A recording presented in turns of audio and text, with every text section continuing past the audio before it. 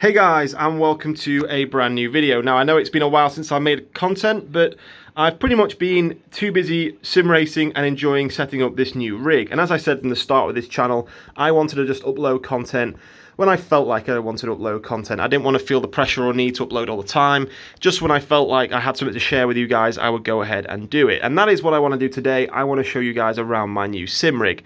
Now don't worry, I will turn the light on in a moment.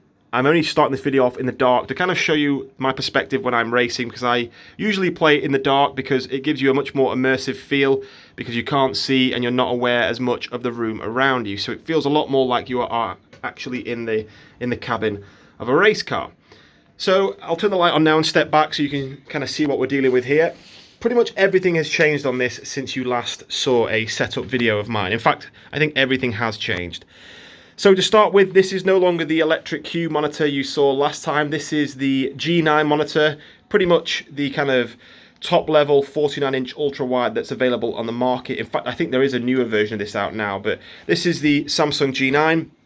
Now I actually got this on eBay brand new for $850 and they retail for about $1250, so I was pretty happy with that. It's a great piece of kit. It's obviously a 2K 49-inch ultra wide, really great colors. Looks really good, really smart, nice kind of refresh rate, so really happy with that. The seat itself is the same one you've seen before. It's the B5, which is pretty much the cheapest bucket seat on the market, but if you are looking for a cheap bucket seat, these go on eBay for about 150 quid. It's very comfortable, it's durable, and it's actually on rails now on this new rig. So the rig itself, this is actually now the SimLab GT Evo. Last time you saw a setup video, I was still running the Next Level Racing GT rig. So this is the SimLab Evo. It's a lot more sturdy. It's a proper steel profile rig. I've got the seat on here on runners, so it's got a pull handle at the front like in a car, so I can slide my seat forward and backwards for anyone else using the rig. And as well as that, you may notice, of course, a different wheelbase there, mounted differently as well. So this is the new CSL DD, which I'm sure, unless you've been living under a rock, everyone has heard of now. Now I do intend on doing a video at some point in a bit more detail comparing this to the Club Sport CSW 2.5, which is what I've come from, because there was a lot of people saying, is it worth kind of going from that to this? It's the same power rating, but I thought, it was a very good price. I was eligible to be in the first wave because I'm an existing Fanatec customer and all this stuff, so I thought, you know what, I'm going to go ahead and get one, and if I don't see much of a difference, I'll sell it. But I must admit, I have been fully converted. I've gone ahead now and I'm trying to sell my CSW because I am definitely sticking with the direct drive base. In terms of the force and the power of it, I've got the booster kit on it as my cat clambers around inside the back of the rig. So it's running at 8 Newton meters of torque, so pretty much the same as the Club Sport, but the fidelity and the sense of control you have in this compared to the Club Sport, I think, is a much vast improvement. And that's actually on. This is the SimLab direct drive mount. Now there is actually a CSW version of this, and I'm assuming it's to do with the dimensions across here, because obviously this mounts to either side of the rig. So if this has got slightly different dimensions to say the DD1 or the DD2, then obviously it's going to be a different size profile. So you can get these. These are available now. I think it was about £60 from SimLab's website. Now, as well as that, we'll come across to here. This is the 3D Sim Gear. It's actually a flag. What it is actually, it's a flag kind of signal. So I have got it on here. So when it's not showing flags, it will show the gear you're in, and it'll flash red as you're kind of reaching your rev limit. But mainly it shows you your flags, your yellow flags, your blue flags, your red flags.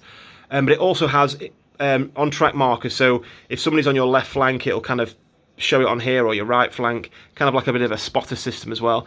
That was only a couple of quid, like I said, 3D printed. I think that was about £30. It's not really necessary, but it just looks kind of cool. I kind of like it. It's just a little bit of extra bit of kit.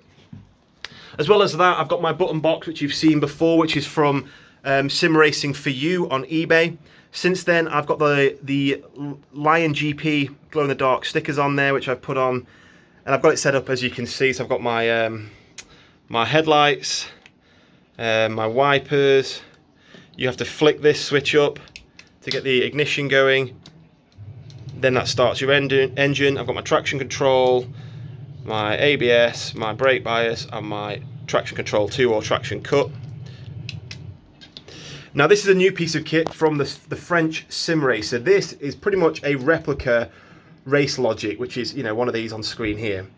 But what you can do with this is you can go through different settings. So I have it like this for in a race. So in a race it'd be showing me the car in front and the car behind, their best lap, their last lap, and the gap between myself and them, which is a really useful piece of kit when you're racing people, especially online, to kind of judge if they're down the road, trying to judge if they're quicker than you or not. Then you've got things like your fuel settings. This is good for if you're doing hot lapping, just how many laps you've done, and your reference lap is basically the fastest lap to date. Your speed, all live information, laps, position, fuel, again, the speed you're doing, the gaps. So there's lots of different pages. This is kind of when you're doing your deltas, and that's just pretty much a replica of that, but it's showing a different time right now because this is showing from since I launched the game. So yeah, the French Sim Racer. So really good piece of kit. This was about £110. Sorry, the focus is going a bit all over the place. About £110. I've just got it mounted on top of there. And it's a really good piece of kit because when you're racing, I've got it positioned so I can still see the Sim Logic. So I'm still seeing my lap times. And just above it, I've got this extra piece of information. And again, it just adds that extra level of immersion that I've got something kind of popping out from the screen that's kind of there in real life. As well as that, I've still got my V3 Fanatec pedals. Recently had the load cell replaced on that. It died and Fanatec sent me out a new one next day and it arrived. I put a kind of request in on the Wednesday, and by Friday I had the part and it was replaced. I have these Razer 7.1 headset, which I sometimes use. Sometimes I use the speakers. It depends if I'm racing alone or if, you know, there's people chilling with me. I also have the SimLab cup holder, which just mounts on there. Easy, comes off if you need to wash it or clean it. That's great if you're doing a kind of a long race. Or I sit and play Warzone here with my mates with my PS5 controller and often have a beer in there. So yeah, that's the setup at the moment. As well as that, since you last saw, there's been some updates in my cabinet if I turn the lights on. So since playing ACC, I've become a big fan of the V8 Vantage GT3. So that is the WEC World Title one from 2020 at the Le Mans 24 Hours, sorry, 2019 even. This is the 2018 Le Mans RSR, which you've seen before. And this is a new edition as well. This is the Porsche 911 GT3R, which is in the 2018 Nürburgring WEC. So quite cool. I've got some more of those coming as well, which will be adding kind of more to the collection. But yeah, so that's the rig at the moment. Oh, as well, same wheel that you've seen before. This is obviously just the Formula V2 with the magnetic paddle shifters. But I actually got from Lovely, I think it's called Lovely Stickers. They produced this one for me. So they had this design, but it wasn't in Aston Martin. It was just with Porsche. And I messaged them and said, could you do it, you know, without the Porsche logo and saying Porsche, but do the Aston Martin one for me?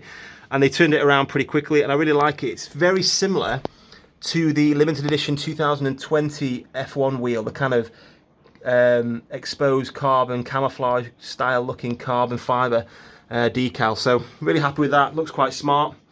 That's about it. That kind of sums up the rig. For the monitor stand, I am still using the Next Level Racing monitor stand. I didn't feel the need to replace that. It holds up the G9 very, very well. Holds it in the perfect position nicely, so I didn't see the point in replacing that. Computer-wise, exactly the same as before, no real changes there. The cat, also the same, no real changes there. And the rest of the room with my kind of, some of my trophies and racing helmet and my artworks hasn't really changed at all. So yeah, I just thought I'd give you guys that quick update. And if you have any questions or anything you'd like to know more about, leave those down in the comments, and I'll catch you guys in the next video, whenever that may be.